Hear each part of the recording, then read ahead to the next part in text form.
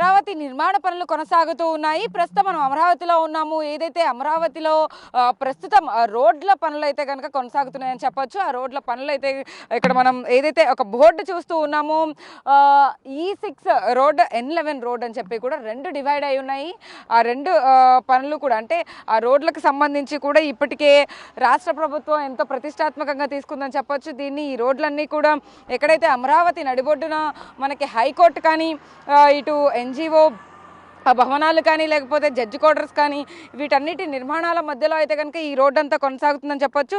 E6 road వచ్చేసి కృష్ణాయపాలెం నుంచి అనంతవరం వరకు కూడా ఈ రోడ్డు కొనసాగుతూ ఉంటుంది.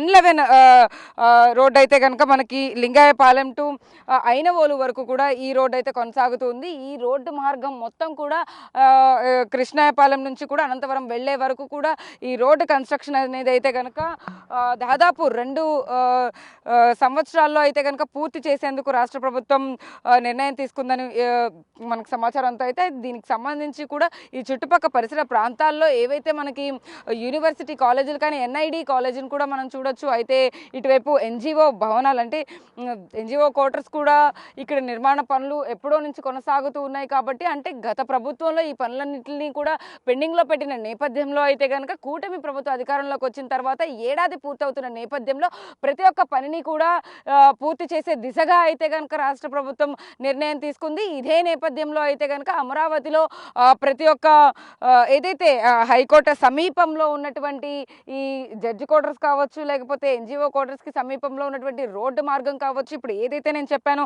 E6 రోడ్డు, N11 రోడ్డు, ఈ రోడ్డు నిర్మాణాలు కూడా శరవేగంగా కొనసాగుతున్నాయని చెప్పొచ్చు. ఆ మట్టిని కానీ ఆ కంకర రాళ్ళని కూడా లారీలలో తీసుకువెళుతున్నాం దృశ్యాలను కూడా మనం అయితే చూడొచ్చు. ప్రస్తుతం మనం ఒక్కసారి రోడ్డును అయితే కనుక ఖచ్చితంగా పరిశీలిస్తే ఇప్పటికే 2-3 సార్లు కూడా ఈ ఏదైతే కంకర రాళ్ళతో కూడా తొక్కించిన పరిస్థితి అయితే ఉంది. ఇంతే ఒక రోడ్డుని క్లియర్గా కన్స్ట్రక్ట్ చేయాలి అంటే కూడా మొత్తం ముందు నుంచే కూడా దీనికి సంబంధించి కూడా ఒక ప్రణాళిక ప్రక్రియ ఉంటుంది. కాబట్టి వాటన్నిటి నేపథ్యంలో దీన్ని చదును చేస్తూ కూడా ఇప్పటికే ఒక రోడ్ మార్గాన్ని ఒక వేని అయితే కనుక ఖచ్చితంగా దీన్ని సెట్ చేస్తున్నట్టుగా కూడా మనకు అర్థమవుతా ఉంది. వాహనాలు తిరగడానికి సులువుగా ఉండేందుకు రోడ్ని కూడా నిర్మించేందుకు ఇప్పటికే అనేక మంది పనిచేస్తూ ఉన్నారు. అయితే అమరావతి పరిధిలో ఇప్పటికే CRDA భవనం కానీ ఇటువైపు చూసుకుంటే కనుక మనకి NGO భవనాలు కానీ లేకపోతే ఈ రోడ్డులు కానీ మనం ఒక్కసారి రైట్ సైడ్ కనుక మనం కెమెరా విజువల్గా అయితే చూస్తే ఖచ్చితంగా ఈ రోడ్డు ఇప్పుడు ప్రస్తుతం అయితే మనం రోడ్డును చూస్తున్నాం. కాబట్టి ఈ రోడ్డులో కన్స్ట్రక్షన్ అంతా జరుగుతుంది. కాబట్టి అంటే రోడ్డు వేసేందుకైతే ఇప్పటికే పనులు కొనసాగుతున్నాయి. కాబట్టి ఒక్కసారి రైట్ సైడ్కి అయితే కెమెరా తిప్పి చూపిస్తాను నేను మీకు.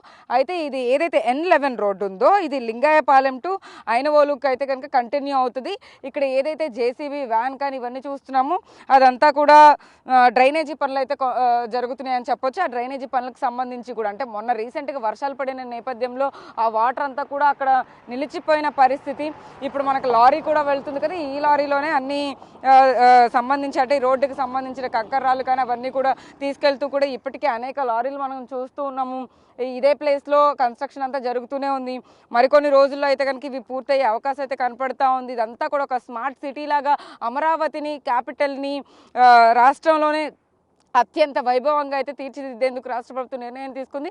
ఇటువైపు మనం ఆ డ్రైనేజీ పనులను అయితే చూస్తున్నాం కదా, ఇది రోడ్డు మొత్తం అంతా కూడా ఖచ్చితంగా 8.657 కిలోమీటర్ల మేర అయితే కనుక రోడ్డు నిర్మాణ పనులు అయితే సాగుతున్నాయని చెప్పొచ్చు.